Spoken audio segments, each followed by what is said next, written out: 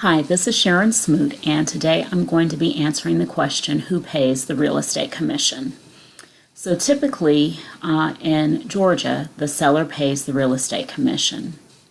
And this is how it works. When a seller decides that they're going to list their property for sale with a real estate agent, they'll have to sign what's called a listing agreement. And in that listing agreement, the seller and the listing broker set forth how much commission the seller is going to pay upon the successful sale of the home.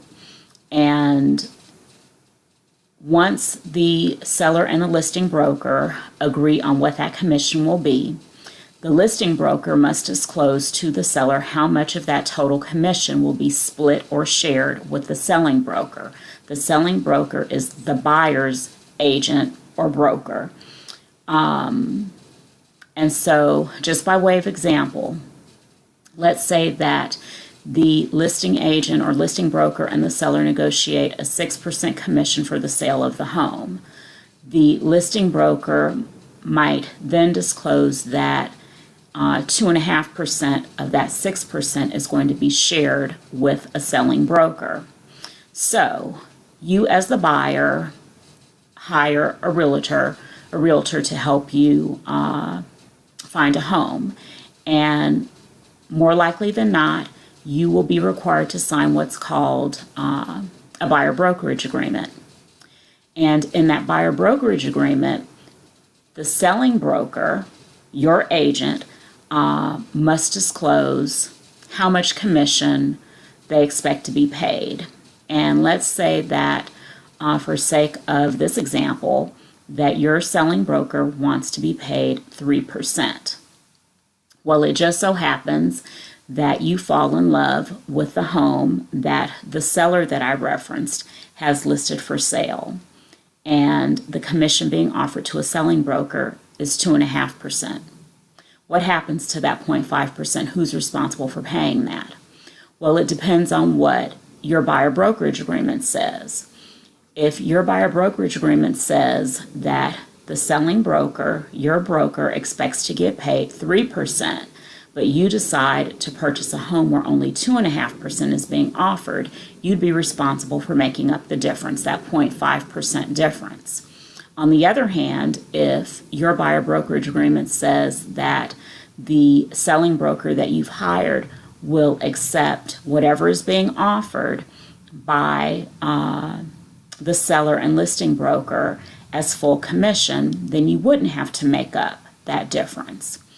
But don't fear, this is nothing that you would be hit with when you're at the closing table. When a property is listed for sale, one of the things that the listing broker has to indicate in the listing is how much is being offered to the selling broker.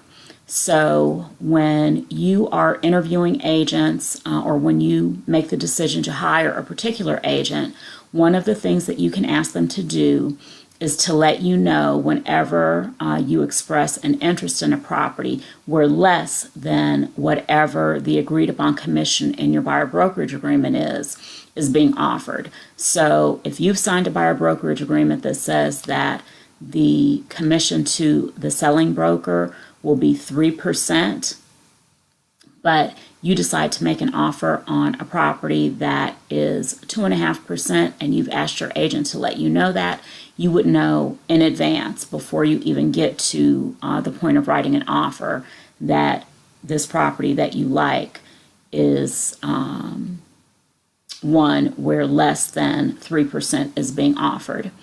And just by way of example and why this is so important to understand up front, a few years ago I was talking to a buyer and he asked about the commission, and I explained all of what I just explained to you to him, and he said that he didn't want to pay any commission.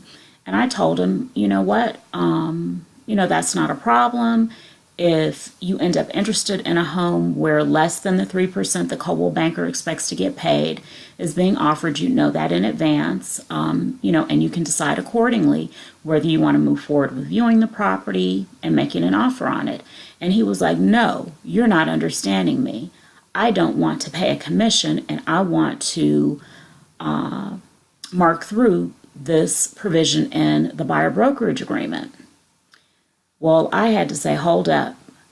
Essentially what you're asking me to do is position myself to not get paid anything. What happens in the event that you fall in love with a property where zero is being offered to the selling broker?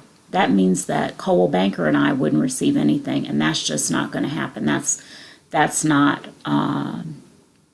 doesn't comport with my business model. So long story short, he and I ended up not working together, because it was just unrealistic for him to expect that I or any other agent would agree to potentially earning zero.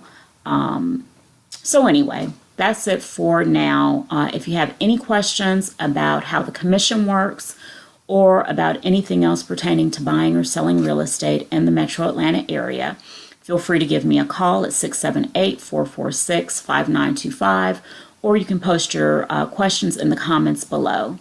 Thanks so much, and I hope you have a great day, and I will see you soon. Bye-bye.